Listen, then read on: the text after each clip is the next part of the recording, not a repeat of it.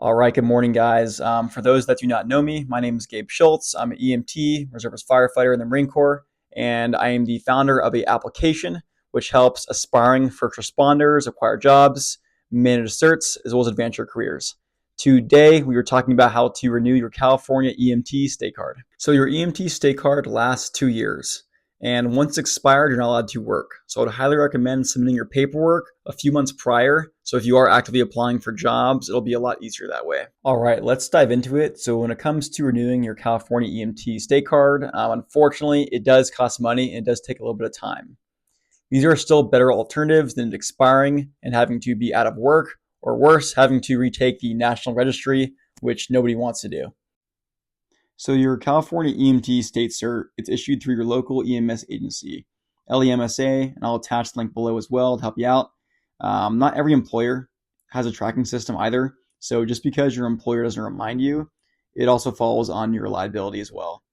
And if you do wish to check verification of your EMT certification, I will attach that link in the caption as well. So to get started, you're going to need a couple things, starting with a valid CPR BLS card, 24 hours of approved EMS continuing education, or an approved 24-hour refresher course certificate taken within the last 2 years, a EMT skills verification form, and lastly, a submission of all the paperwork to your local agency. Starting with the CPR BLS card, this also does expire every 2 years. Most employers prefer the AHA, but acceptance can depend, based on your LEMSA requirements. I recommend that you renew it through the American Heart Association. I'm also going to provide a link to find available courses for those near you. All right, next we have 24 hours of continuing education, other known as CEs. You must submit proof of either 24 hours of these or an approved 24-hour refresher course certificate taken within the last 2 years. I'll also attach a link for approved courses below. So many employers offer CE opportunities for free, so definitely check with your current employer first. If not, there are a lot of options online that are fairly affordable.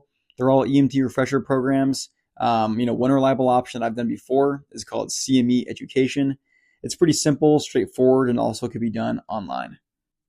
Next is to complete the EMT skills competency verification form. Most employers provide this in-house. If you don't have an employer or if yours doesn't provide one, you could usually just find one of these local providers who offer it. All right, the last and final step is going to the EMSA website and find your local agency to submit all the paperwork. And I will attach all the links I have talked about below in the caption. If you are just starting your first responder career journey, definitely check out our main website for more helpful tips and resources. We have a ton of information on here, such as more helpful guides, interview tips, and other information that would help you out. Also, please check out our free app. It is not in the App Store quite yet, but it will be fairly soon. We only launched it a couple months ago, and we're still collecting feedback and are continuing to make it a lot better. Currently, it's mainly used to manage certifications, determine next steps in your career path, as well as navigate jobs and training. We are slowly adding and improving it, so definitely stand by for updates. Thank you.